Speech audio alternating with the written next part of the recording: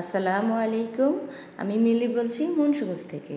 মিলি কিচেনে আপনাদের আরেকবার স্বাগত জানাই। আশা করি আপনারা সবাই খুব ভালো আছেন। আজকের পর্বে আমি আপনাদের করে দেখাবো গ্রাম বাংলার ঐতিহ্য লাল চালের খুদ দিয়ে খুদে বৌভাত।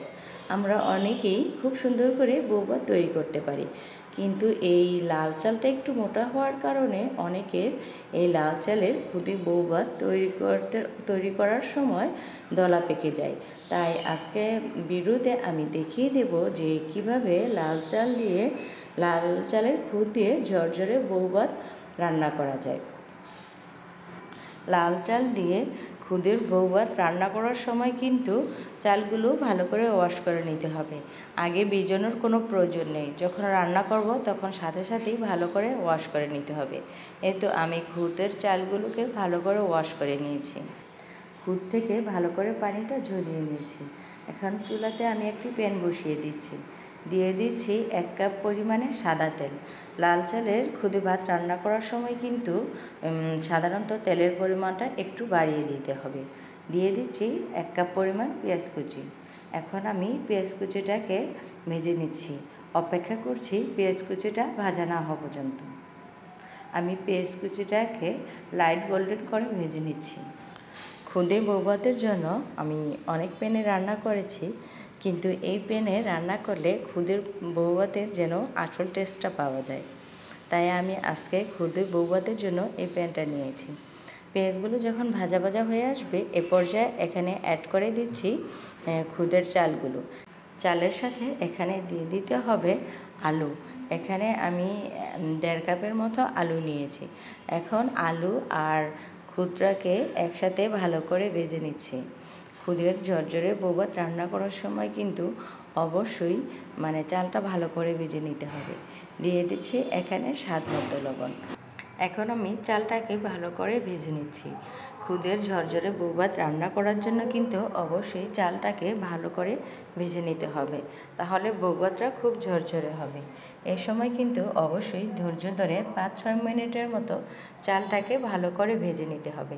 এখন আমি চালটাকে ভালো করে ভেজে নিচ্ছি।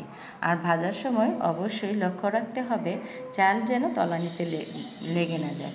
চালটা যদি তলানিতে লেগে যায় তাহলে কিন্তু খুদের বৌভাতের আসল টেস্টটা পাওয়া যাবে না, পোড়া পোড়া একটি স্মেল আসবে। এই তো আমি ভালো করে চালটাকে ভেজে নিচ্ছি।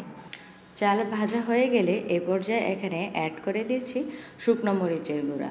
শুকনো মরিচের গুঁড়া দিয়ে আমি আবারও বৌভাতটাকে ভালো করে নাড়াচাড়া করে শুকনো মরিচের সাথে মিশিয়ে নিচ্ছি।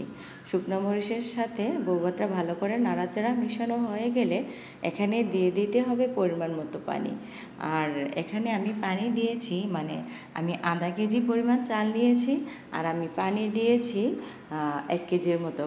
এর দ্বিগুণ পরিমাণে পানি দিতে হবে, কারণ এই খুদের চালটা সিদ্ধ হতে অনেকটা সময়ের প্রয়োজন। এখন দিয়ে দিচ্ছি আমি পরিমাণ মতো পানি দিয়ে এখন আমি সম্পূর্ণ খুদে ভাতটাকে ভালো করে পানির সাথে মিশিয়ে নিচ্ছি। আর এখন আমি খুদে ভাতটা সিদ্ধ হওয়ার জন্য ঢাকা দিয়ে দিতে হবে, তাহলে কি হবে, খুদে ভাতটা খুব অল্প সময়ের ভিতরে সিদ্ধ হয়ে আসবে। আর এ সময় কিন্তু চুলার হিটটা একটু হাই হিটে রাখতে হবে। অপেক্ষা করছি খুদে ভাত সিদ্ধ হওয়ার জন্য। ফিরে আসলাম 10 মিনিট পরে। এই সময় কিন্তু খুদে চালটা অনেকটাই আমার পানিটাকে শুষিয়ে নিয়েছে। আমার চালটাও প্রায় 80% মতো সিদ্ধ হয়ে এসেছে। এখন আমি আবারও নাড়াচাড়া করে খুদের ভাতটাকে ভালো করে মিশিয়ে নিচ্ছি। খুদের ভাতটা ভালো করে নাড়াচাড়া করে মিশানো হয়ে গেলে আমি আবারও খুদের চালটাকে ঢাকা দিয়ে দেব 10-15 মিনিটের জন্য। এ সময় কিন্তু চুলার হিটটা মাঝারি থেকে লো হিটে রাখতে হবে। প্রথম পর্যায়ে যখন পানি দেওয়া হবে তখন চুলার হিটটা রাখতে হবে হাই হিটে। 10 মিনিট পরে চুলার হিটটা কমিয়ে মাঝারি থেকে লো হিটে রাখতে হবে। এখন আমি বৌভাতটাকে দমে বসিয়ে দিচ্ছি। অপেক্ষা করছি 15 মিনিটের মতো।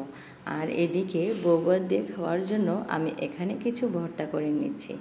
আমি এখানে বেগুনের ভর্তা হাত দিয়ে করে নিচ্ছি বউভাত দিয়ে খাওয়ার জন্য।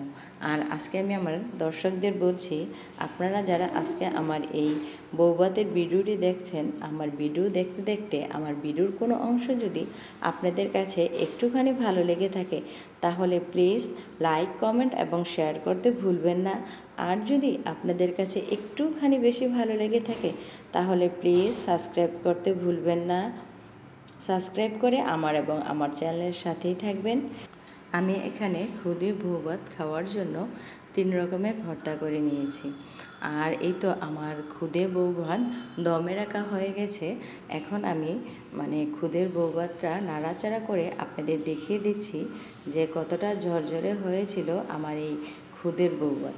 আমি কিন্তু খুদের এই বউভাতে ধনেপাতা দিয়েছিলাম, কোনো একটি কারণে আমার ভিডিওতে তা রেকর্ড করা হয়নি। এই তো আমি আপনাদের খুব কাছ থেকে দেখিয়ে দিচ্ছি আমার খুদে বউভাতের ঝরঝরে লুকটি। কি দেখে খেতে ইচ্ছে করছে না? যদি আপনাদের আমার এই খুদে বউভাতের লুকটি ভালো লেগে থাকে, তাহলে প্লিজ অবশ্যই বাসায় একবার হলেও এটি ট্রাই করবেন। আর এরকম সহজ সহজ মজাদার রেসিপি পেতে অবশ্যই আমার চ্যানেলটি সাবস্ক্রাইব করে রাখবেন। এই তো আমার খুদে ভাত খাওয়ার জন্য আমার পরিবারের সবাই রেডি হয়ে গেছে। বিদায় নিচ্ছি। আল্লাহ হাফেজ। আসসালামু আলাইকুম।